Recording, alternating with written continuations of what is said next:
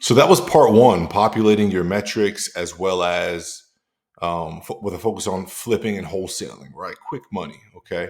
These metrics are very important. Again, we ended off like a lot of people like to put their profit margins in, right? So like if you want to make at least 20%, then you would put 80% here, right? Discount percent of ARV. And that gives you your MAO, your max allowable offer, your max offer. Put $5 here. 1,000. Geez, now it's 50,000. Oh my gosh, guys.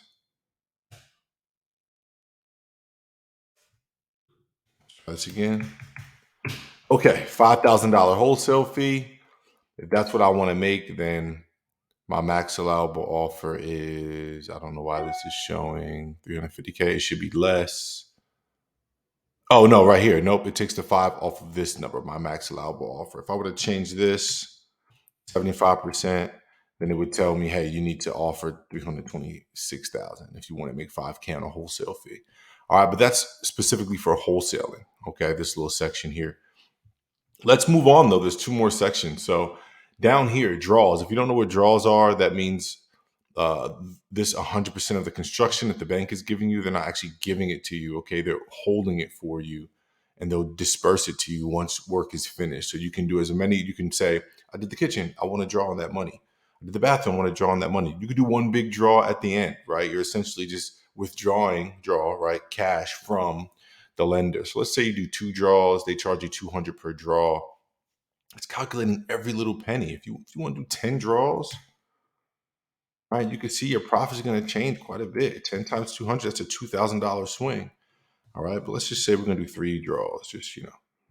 Now it shows you, okay, your total draw fees, right? Utilities, maintenance, monthly payments, all that is calculated, every single penny, because all of it matters. And I'll show you why in a little bit.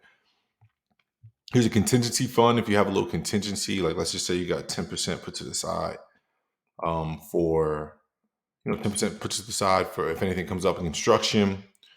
Over here, gap funder, right? This is if you have someone else give you this cash, which is like what we do.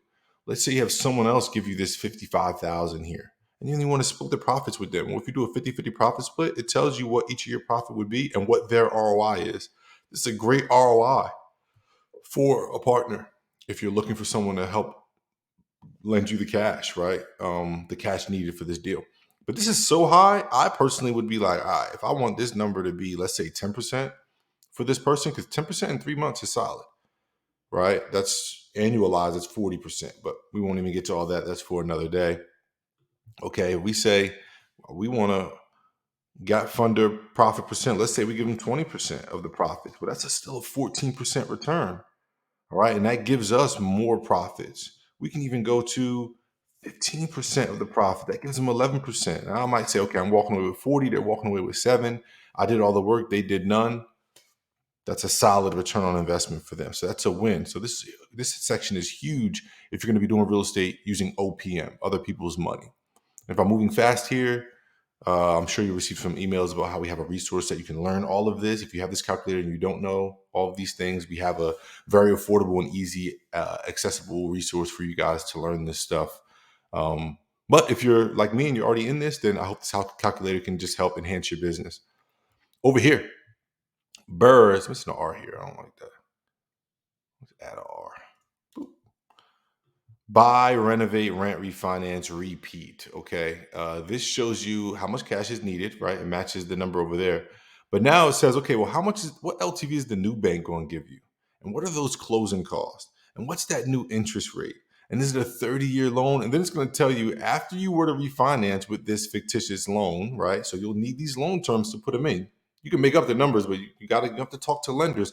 Like I said in video number 1, you have a responsibility to populate these white cells.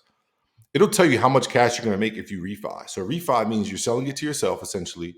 You keep the house, and sometimes there'll be some profits. Now on this one, there's no profit, so I wouldn't execute this strategy on this deal. And then down here is rentals, okay? And this is where all those pennies, the draws and all that come in, because on rentals, obviously, instead of making a lump sum like a flip, you're going to make small amounts over time. So every small amount is going to matter. So you can put a 2% vacancy here. Maintenance and repairs, you could put another 2%.